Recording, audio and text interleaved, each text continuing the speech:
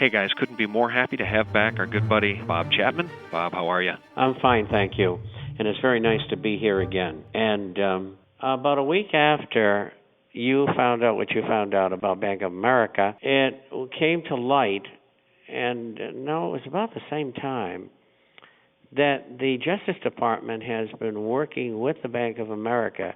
They're using it as a front, to be able to intercept communications, both on the Internet as well as voice communications. Now, there's a company in northern New Jersey, I forget what the name of it is, and it's owned by the Israelis. And it's a front for the Mossad. And they're involved in the things I just talked about, particularly the conversations and transmissions that go over telephone and fax and those kind of lines. It may have nothing to do with what you're talking about, but it's in the same kind of venue, and I just thought I'd tell you that.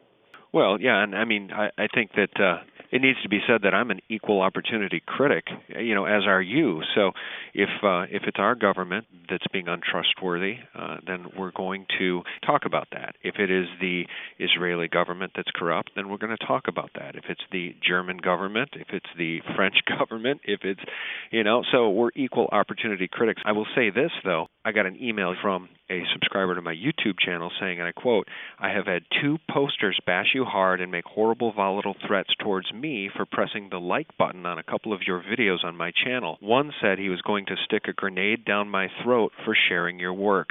I'm afraid of some of these people, and I unsubbed you out of fear that they were going to stalk me at my home." And then he goes on to name who these YouTube channel people are, by their YouTube handles.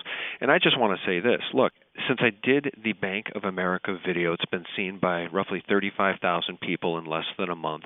Nobody is buying the lies of the people that slander you, Bob, or the people that slander me.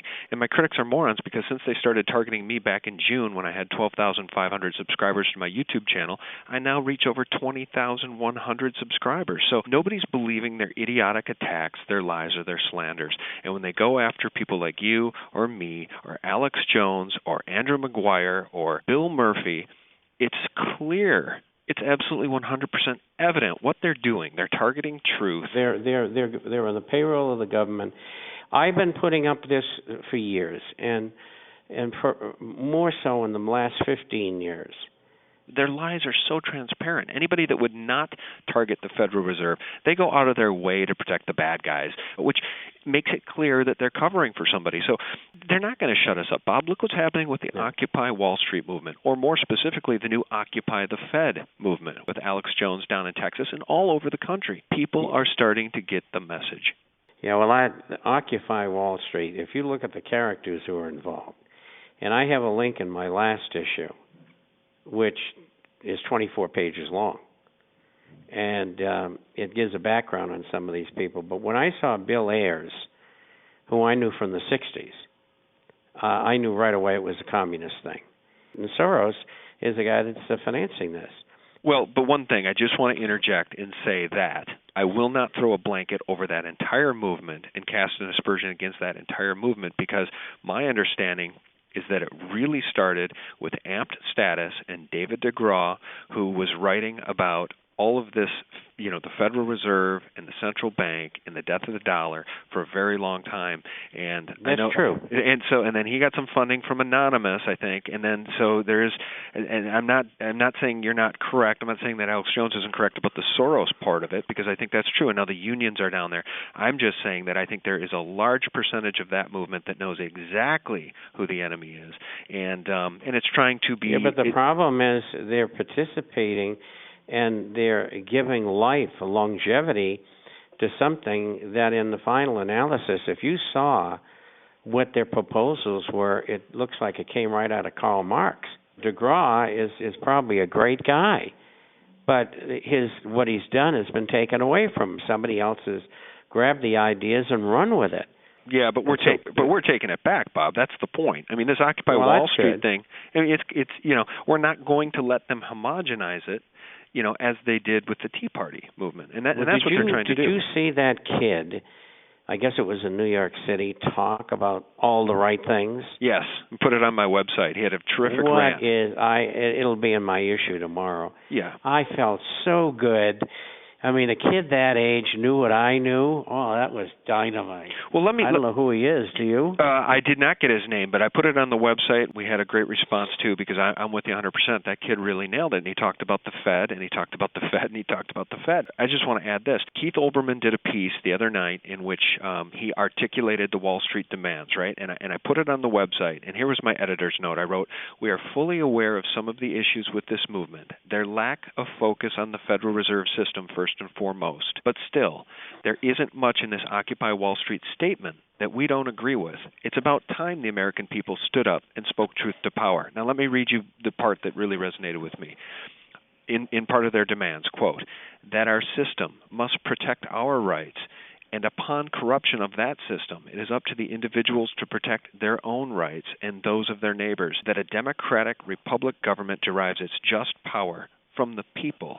We come to you at a time when corporations, which place profit over people, self-interest over justice, and oppression over equality, run our governments. We have peaceably assembled here, as is our right, to let these facts be known." And there's nothing in that statement that I don't agree with. Who wrote that? You? No, that came from the Occupy Wall Street movement. So when we talk about all of their demands being socialist, and I'm hearing all these people say, their demands are just socialism, socialism, socialism, that sounds a lot like, the Bill of Rights to me, or the Declaration of Independence. Well, you're right about them infiltrating it, particularly in talking to people who don't belong to that movement, who joined, because they're sick and tired of what's going on. And those people have minds that are open to solutions, but also other ideas. And when that kid was talking about in that big crowd was very important, because he was elucidating what is really right. Yeah, absolutely. And I think that there are many examples of people in that crowd, the Luke Rudowskis and others, who are there for the right reasons, and they're articulating it. And people, and actually, here's the other thing, Bob. The one thing that I would also say in support of this movement is that there are good people down there saying the right things, marching for the right reasons. And the point I was trying to make, Bob, is that if you look at the signs that people are carrying and the banners people have made and all of the homemade kind of organic stuff, at least at the inception of this thing, the messages were right on. Debt equals slavery. Bernanke is the problem. All these types of things, and they weren't mass-produced signs that you see at liberal rallies and some of these other things made by unions. So I was just making the point that I think at its base level, this is a very organic, real movement, as evident by these signs, these homemade, really great signs with good messaging. They're not mass-produced. So you take it over. So you take it over. Yeah, I mean, that's obviously what we need to watch out for. And that's when the funding stops. Well, that's when they back off and go away. Sure. Well, let's talk a little bit about what's going on now down in Texas. Alex Jones is going to lead some people to the Dallas Federal Reserve and so forth. What do you think about taking this movement back and calling it Occupy the Fed? Oh, that's great. Yeah. Well, they're not going to like us much for talking about that either, are they? That's great. Here's the thing. Before we lose you, I need to talk about silver. Some of these moron critics of mine are talking about the fact that paper manipulation in silver is ridiculous. What is your take on silver as it bounces back today? It's over 32. And the fact that if you look at the COMEX and the margin increases on silver, it is the one commodity that requires more money down when buying a contract. The margin requirements dwarf all other commodities. It's about 24,600 or something like that. And what is really displeasing is that when they were taking the margin requirements up, say 2-3 months ago, they did it the way they did it. But what was disturbing was that the major commodity houses, when they reached 21,000, they doubled the amount of margin required to about 42%. So that tells me that the major commodity houses were told to do that by government or somebody who was taking orders from government. And that was to relieve JPM and HSBC of their very large positions, and others as well. And I think when they raised gold margin requirements about 2 weeks ago, I think they threw in the silver one for good measure, because they came after a large downdraft, which took gold under 1,600 intraday, and it took silver down to around $27. In fact, I think it was even lower than that, because one of the programs I'm on, the moderator said that he had bought in that area. But be as it may, I think it was an afterthought. Now, if you look at the COT commercial figures from last week to this week, but it dropped from 65,000 to 25,000. Right. So that tells me that there's a good possibility, not knowing the derivative position of JPM, NHSBC, and others, that probably they have covered maybe 2/3, 3/4, or all of what they want to cover. Yeah. Don't miss part 2. Click here.